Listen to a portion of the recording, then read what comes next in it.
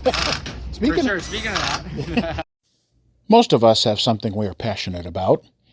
Gaining fame at a young age as the star of TV shows such as Malcolm in the Middle and movies like the Agent Cody Banks series, some would think that would be enough for Frankie Muniz IV, who's now 100% in on motorsports, with 2023 being his first in the ARCA Menard series full-time.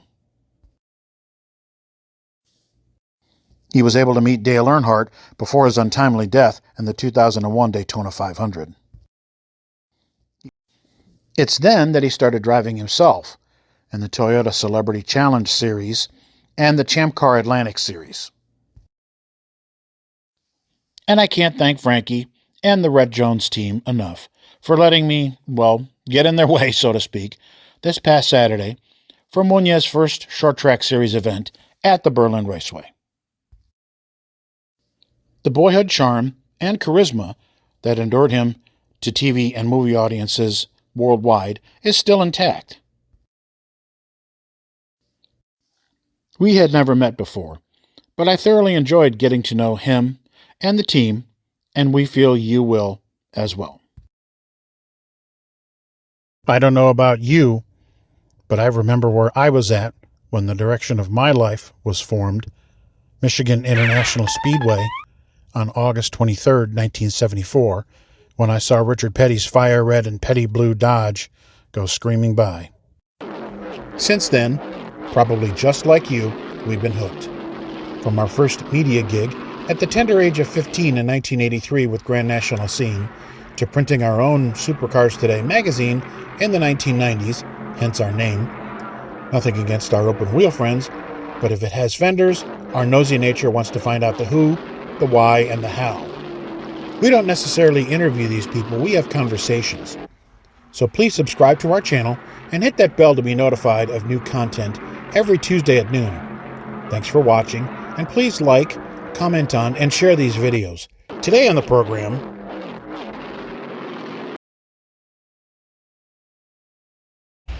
here with Frankie Muniz here. And first off, I'm pronouncing that right. Muniz. Well, I want to make sure I say it right. No one does, so I don't care. As long as it kind of starts with an M and ends with a Z, that's good enough. I lived my whole life like that. Nothing more frustrating. After a while, you just go, whatever. Yeah, that's all I have. But you're Frankie, you said Muniz. Muniz. Yep. Jeez. Still blowing it. Great start to the interview, right? No, you're good. First off, I would say you're kind of a traveling man. You were born in New Jersey, grew up in North Carolina, went to California for years, and now you're in Arizona. Yep. Boy, I'll tell you, you're the typical racing guy. Yeah. I mean, to be honest, I'm just always on the road, so I don't even know where I'm based anymore. I still live in Arizona, but we're thinking about moving towards the Charlotte area just to be closer to the team and the Ford Performance Technical Center. But we'll see. Depends on how I keep performing. See if I can make a career out of this or not. You got Terry Jones, that wild man. Yeah. In your corner. Boy, I tell you, he'll definitely keep performing. Yeah. Terry's been around for quite a while. Mm-hmm. He almost won Talladega a few years back. Has he been able to give you any tips? Yeah, I don't think he's going to be here this weekend, but he's been at all the other races and super helpful because he understands what it's like to be in the car as well. You know what I mean? So all this is so new to me, the stock car world. I raced 2006 to 2010 in open wheel stuff on road and street tracks, but never did any oval stuff. I think this is my 9th oval race ever tonight, so I have a lot to learn. So the fact I can lean on him and my crew chief, Mark Rett, and I think it's been going great. So I know I still have a lot to learn. I still have a lot of room for improvement, and I'm taking every moment I'm in the car seriously and trying to, like I said, learn as much as possible to get as quick as possible. Yeah, I'm still learning. I mean, a lot of it's the racecraft. I think we're pretty close on speed. Good word. I like that. Craft. Yeah. Learning how to pass, learning how, even passing lapped cars. I lost a bunch of, I go from being right behind someone to losing 10 or 15 car lanes, getting by lap traffic because I hesitate a little bit. but it's my first time doing it. You know, But you didn't lose a race car. I didn't lose a race car. The big thing for us is we've been consistent, right? I'm the only person who's finished every lap of the season, and that's why I'm currently second in the points. So as long as we keep doing that, I'm learning, and we're gonna have decent finishes. You know, you can't win if you don't finish, right? Exactly. So that's been the biggest thing, is just trying to take it all in as quickly as possible. I've been very fortunate.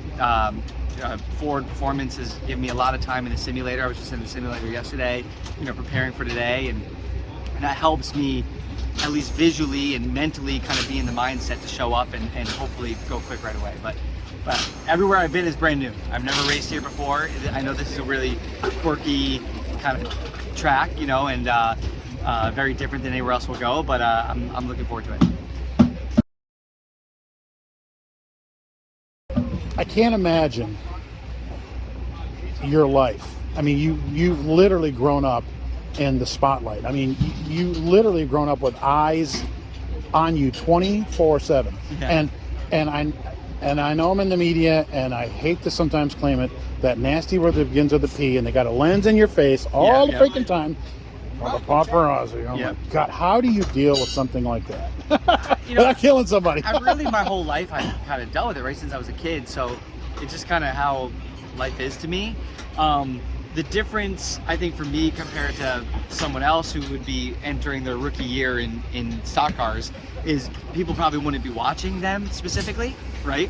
They can kind of work and figure out the ins and outs of being a driver, where, when we made the announcement that I was going racing, it got a lot of attention. So there's been immediately a lot of people looking to see how I would perform. Fortunately, it's been better than I think people expected. So it helps keep the story going and people, their interest levels. I think people thought maybe I'd show up and just kind of run in the back or, doing it for fun. No, I'm doing this to be the best. You know what I mean? Of course you want to have fun too. Yeah, but when I'm the in fun the car, part is when I'm doing good too. When I'm in the car, not that it's not fun, but I'm here to do a job. Sure. You know what I mean?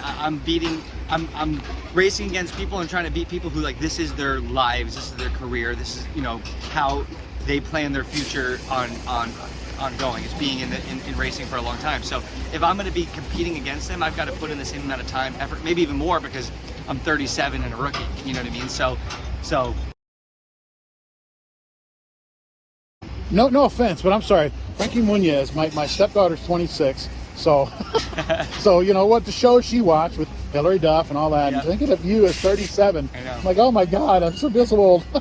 but anyway, do you sometimes, I mean, you look in good shape, but do you sometimes feel that, like, I'm an old man in the young man's game? Well, I mean, I know, when I'm competing against 17, 18-year-olds, 19-year-olds, they definitely have a lot more energy. I know I had a lot more energy when I was 17, 18, and 19. My bones didn't hurt as bad. I was half the man then I am today. When you're young, you also feel invincible. You know what I mean? True.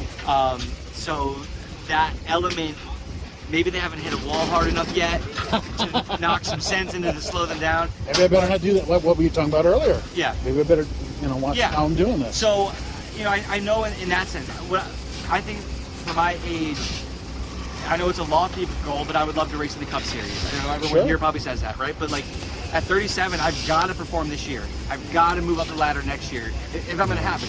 I'm not Jesse Love, who's 18. He has 20 years to get to my age.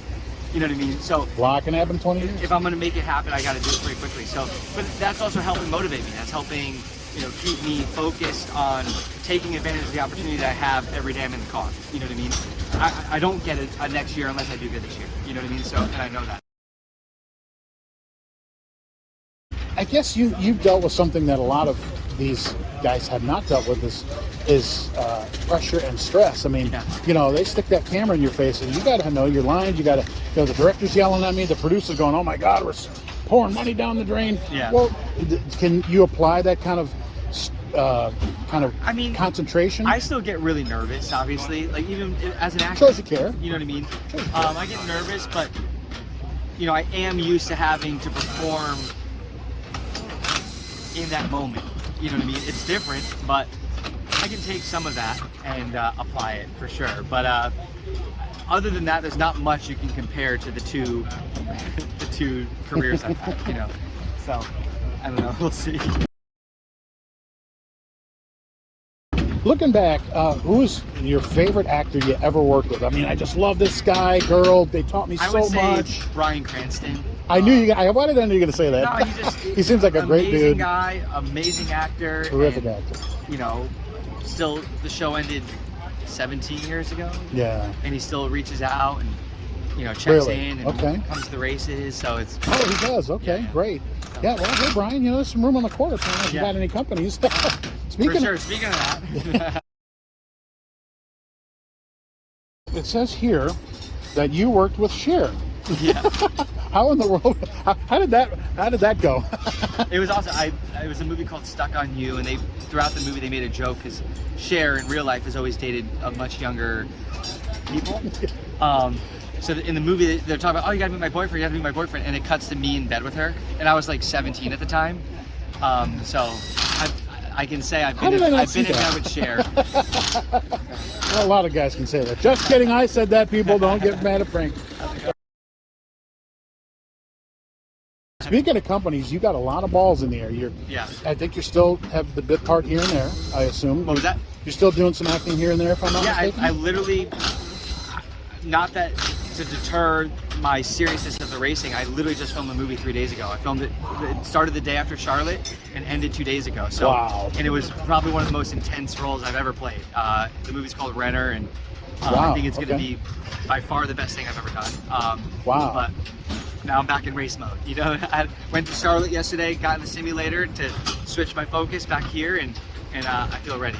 So you're acting, you're racing, and then you have a business back at home too. Yeah, well, go ahead and say the name. Really, plug it away. No, really, the whole thing is I'm racing. Like this movie I did, I was signed on to do for the last year, and really was the only time that my schedule permit, and they fit it in there, so I did it. But like for the rest of the year, I'm not doing any acting. I'm just focusing on the racing 100%. What's Reskills? What is that? So Reskills is an online education program. Right now it's based in Malaysia. They're opening up all over the entire world. But with AI technology coming in, there's going to be a lot of jobs that disappear. And the concept is you can do using the app, using Reskills, you can find a new skill. I'm kind of the perfect example for that because I went from acting to racing to business owner to olive oil sommelier, back to racing. So, I've kind of adapted how I've had to in my life, and that's what Reskills offers. And it offers from preschool up until 90-year-olds, to learn whatever you want. So it's a pretty cool thing. Looking at today, looking at this racetrack, which, like you say, you've never seen. Yeah. What are the realistic goals for today? I mean, realistic. I realistically believe that we should be in the top 5 today. That'd be a win for me. You know what I mean? Obviously, I want to win, but if we're in the top 5, that would be a really big success. Obviously, it's a long race for me. This is a 200-lap race. It's my longest race I've ever done. I'm in decent physical shape. I'm still getting into race shape. So I gotta be there at the end. And for a short track race. Yeah, for a short track race, and these are way more physical than the big track. So, like I said, I think on speed we should be in the top 5, but gotta finish. That's my big thing. I want to finish. This is the car I'm driving to Elko next week, so I want to make sure we don't have to fix it too much. And pretty car too. Yeah.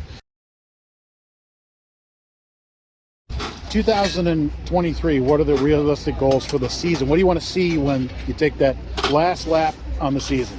If you asked me that before we raced at Daytona, I would have said, to be in the top 5 in the championship, finish a bunch of races, get a lot of experience. I truly believe that I have not come close to reaching my full potential in this series or in these cars. And every time I'm in the car, I feel more and more confident and better. So I honestly hope by the end of the season I'm competing for wins. And I truly believe that we have a chance to win the championship now. You know what I mean? I'm showing up with that mentality, and I think people that I'm racing against look at me and they think of me as a contender, which is a cool thing. I know I still have a lot to prove, but I think the narrative changed, with the performances we've done so far, and I think that feels good for me, for sure. And every time I see you in interviews, we're standing here you know, just you and another guy talking, you're always smiling. That's like, is this the dream come true for you? It is. I mean, this is where I want to be. I'm fortunate in my life that I've gotten to do a lot of really cool things, but like this is what I'm choosing to do, right? I'm at the point in my life where I can say, where do I really want to focus my time and energy? And I feel like I have unfinished business in the racing world, and I love it. But when I'm in the race car, I put the visor down and we start, I feel like I'm exactly where I'm supposed to be. So hopefully, you know, we'll keep moving up the leaderboard and be in victory lane soon. I got to ask this question. I'm sure you're tired of answering it. My wife behind us is a physical therapist who works with migraine sufferers. How is your health? I'm good. You know, I did suffer from aura migraines for a bit. They thought it was something else. And I had to ask her what that was. Yeah, she told me. But you can tell me. Really like knocks me out. You know what I mean? So I've been good lately. You know, just I don't know if it's. I'm trying to figure out what triggers them. You know what I mean? She said trigger. Yeah, because hopefully not the steering wheel. not yet. But you know what I mean? So that's one of those things that we're trying to constantly monitor and figure out. But no, I'm good. I feel like I'm in the best shape I've been in a long time, and taking it really seriously, trying to eat better, and you know, as the old guy in the series, I gotta work harder, I gotta work out harder, I gotta eat better. I gotta do It's all the that. lifestyle. Yeah. You gotta live.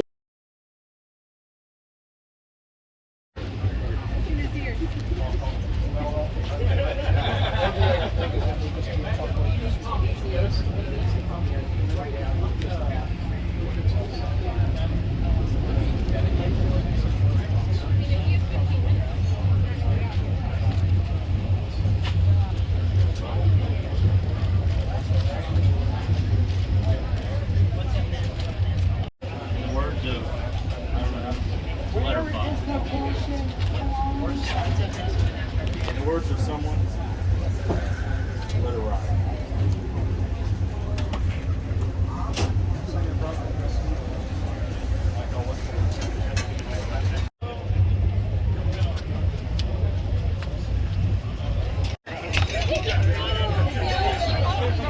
I do.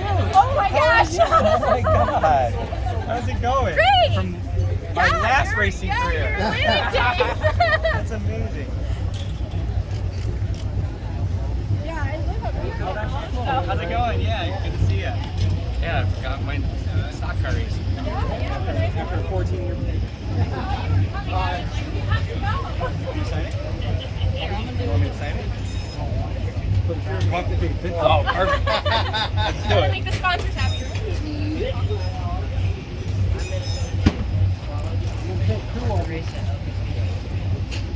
One more.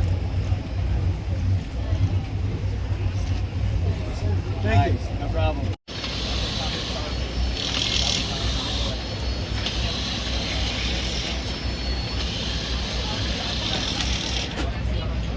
Yeah, yeah.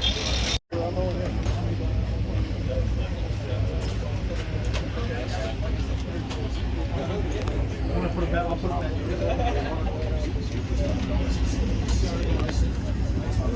Everyone telling me we have 10 minutes before practice begins, which means 10 minutes before the sport. Here to the next area.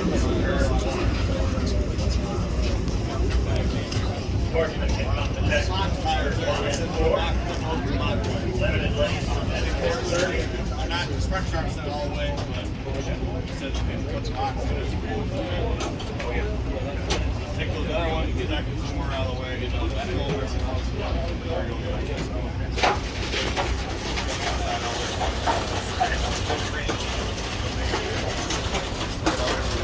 Oh my gosh, last year, Charlotte.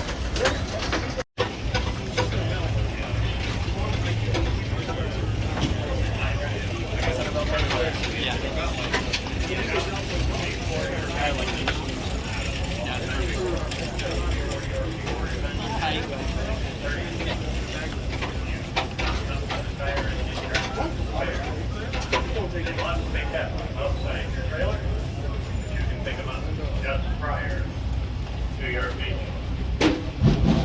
Limited lane procedure. You can pick them up just before your feature event. They must remain outside your frame.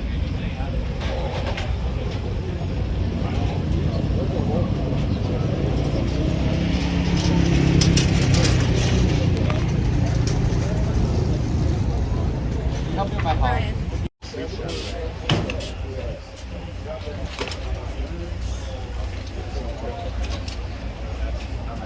night, Kyle won that race in Vegas. Radio turn on. I said the radio turn on whenever you have the driver video switch. Yeah. No, Rainy. See this?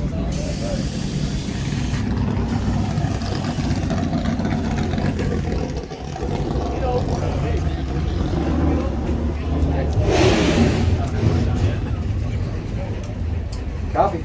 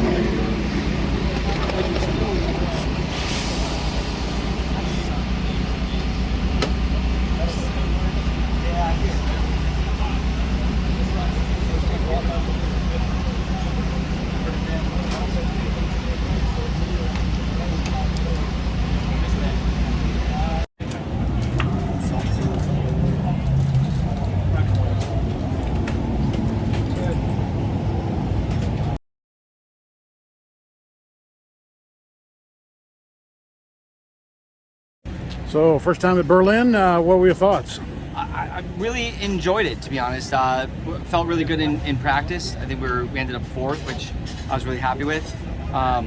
Unfortunately, I'm still so new with the qualifying. It's my first time actually having to do like a 2-lap, go out there and get it done. And I was just too conservative, to be honest. You know what I mean? Like leaving the pits, I didn't get everything hot enough. And You didn't look happy when you got out of the car to qualify. I just know, I feel like I Yeah. belong in the top 5. Yeah. So to be 8th, you know, was a disappointment for sure.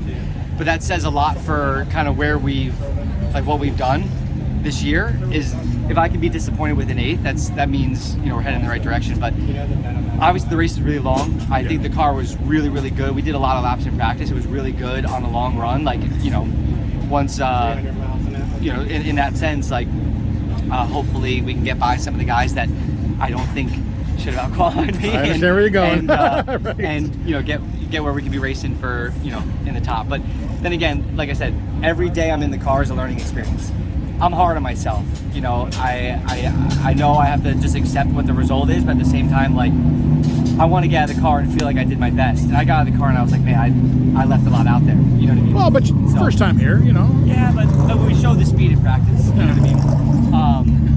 But no, like I said, long race, and as long as we are there at the end to battle, I think we'll be in a good position. You know, so we'll see. My wife, who doesn't know a lot about racing, she watched your interaction, you and your crew chief, Right, yeah. Mark Rett, yeah. And she said, boy, he gave him directions and Frankie went out and he did it. You know, he did exactly like he said. Yeah. It just seemed like you guys work really good together. Yeah, we do. And, you know,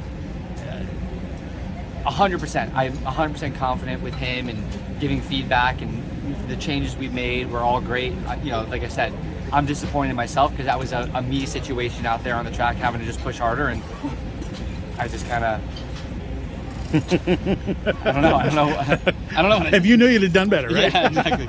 But you know, we were a lot quicker in practice, so you know, as long as we do that, we'll be okay. Well, we'll see you on the front stretch for driver intros. Sounds good. Thank you, See you sir. later.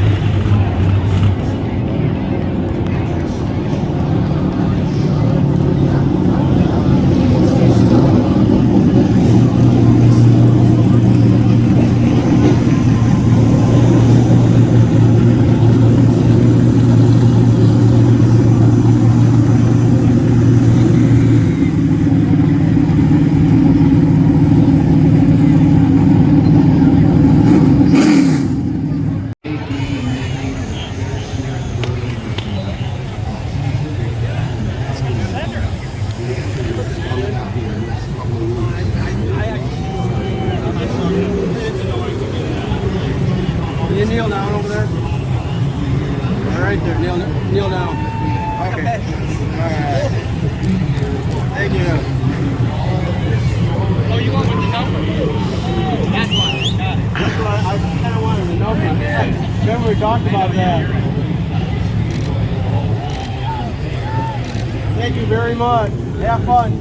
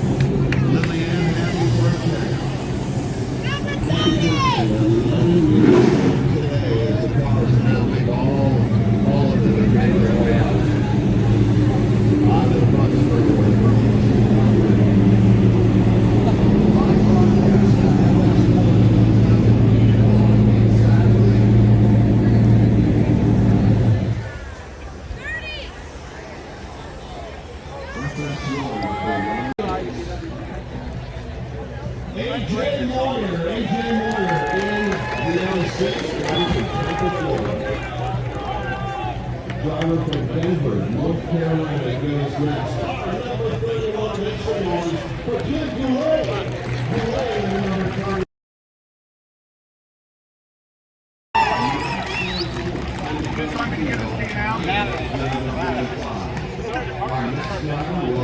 Right here, man. She's hometown out of Scottsdale, Arizona. You recognize him as the star of Welcome in the Middle. He is Frankie.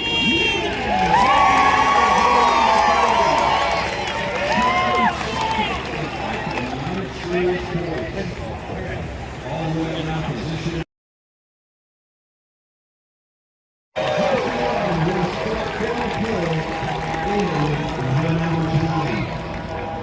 That is your starting lineup, so it's 11 Solomon's row 1, Peter Muniz, and Tony Blackberry row 2, Crystal Rose and Andres Perez-Gallardo row 3, Zachary Kemper, and Frankie Muniz in row 4, Tony Constantino and John Fear.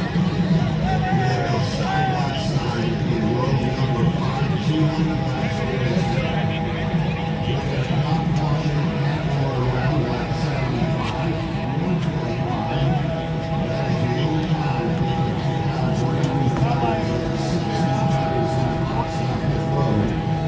They will have 5 minutes in which to get their sentence done. 14 minutes. Get out of the race tracks and you don't gain any ground, you don't lose any ground. You really don't get all the time of running, but you don't have to. Got to go. That was your starting field before they climb in. How about one more big round of applause for the drivers of the ARCA Series?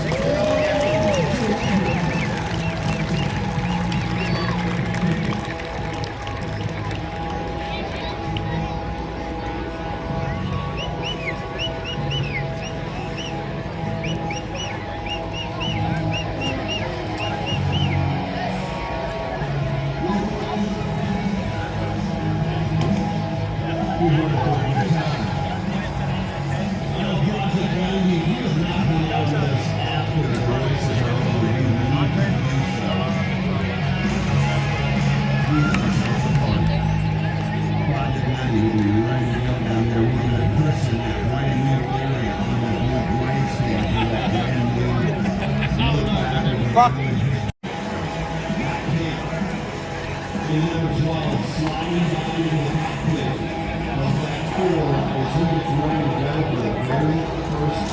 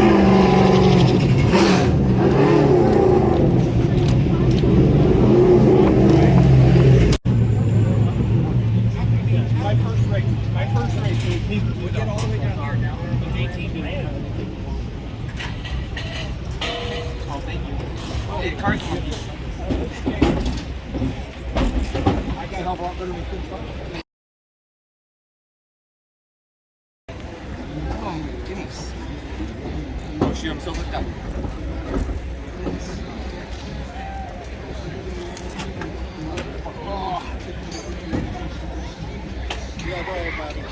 First Berlin race, what do you think? I'm a little dizzy. It was good. It was, I was a little disappointed in my qualifying, but really, where I really struggled was just this, like any restart. I lost positions on every restart. I couldn't believe how, I know you're supposed to be aggressive, but everybody was really aggressive on the starts, and I went back a few spots, but fortunately, worked my way back by them. But good battles. I'm happy that I finished, my first 200 lap race, so I proved to myself that I can do it, which is pretty cool. But I don't know, I feel good. I finished 6th, that ties my career best. Imagine that, right? But at the same time, like, I wanted more, you know what I mean? Like, I feel like once we got into the groove, we were, running, with the top 3 lap times, top 4 lap times. So we really, if we were there to begin with, we could have probably stayed there, but I don't know. Was it hard to get in a rhythm? No, I felt good. We were a little loose in the start of the race, on corner entry, which it kind of makes you be a little timid. You don't want to roll more speed in. But then when we had the first stop, we made a change and the car got a lot better. And it's hard. It's there's a lot more that goes into it than people think. And this is my first short track in the ARCA car. I feel like I learned a lot for next week, and that's. Good job, buddy. Good job.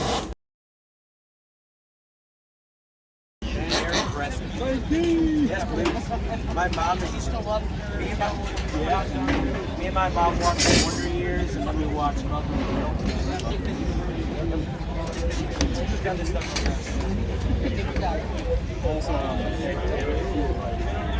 This right side, yeah. Diego get them all from here. Oh, they're that tight. You might have to take one for you. You take one for me.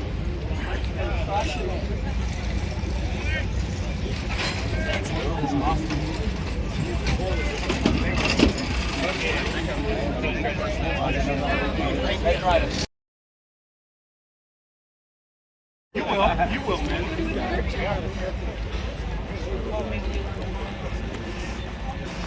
I was good in practice. I was good in practice, and then something off. Then I got in my head. You know, people, I feel like someone's really trying to get in front of me.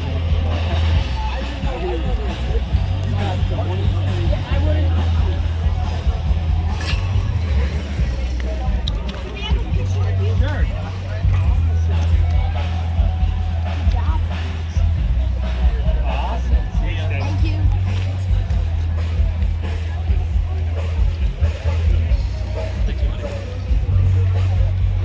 Who won? Salad won? Oh, really? Did he? Good job, guys. Thank you. Hey, Justin is way out there. Right over there where the other group of people are at. We'll see you in Elko, man. See you.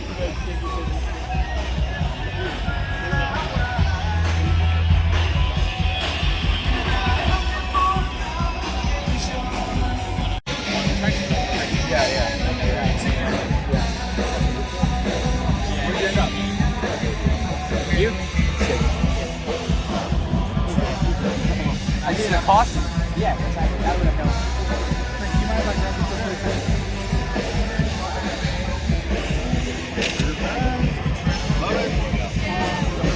Career best, pal. Racking them up. I can't be disappointed with 6, but I'm No, you're supposed to be disappointed with 6 at this point. Yeah. Which is a good thing. Photo? Yeah, let's do it. My big kiddos. Look over here, honey. Look, the car is in one piece, which we're happy because it's what we're using next week. You know, granted, I still feel like I was aggressive. Still disappointed in my qualifying performance, you know what I mean? But really where I really struggled in the race was on the starts, like the restarts and starts. It was intense. I can't be disappointed with a 6th place finish besides my career best. At the same time, I'm extremely disappointed. You know what I mean? I was really hoping to break into the top 5. We were fast in practice, we were fast in practice. Struggling qualifying. It's my first time having to do like that 2-lap. I gotta get it done. And I put maybe too much pressure on myself and got too nervous or something. I don't know what it was. I qualified 8th. I really struggled on the starts and the restarts. Gotta work on that. I went back. I lost 2 or 3 spots, but it was great. Happy. The cars are working. Excited for next week. Solid run there for Frankie, guys. Heather. Thank you. You want to hang out up here for a little bit? Yeah, I know everyone's getting Great race, Frankie. Good job. He's heading back to his trailer here momentarily. Right here, Frankie. You guys want to wander out back to his trailer? Thank you.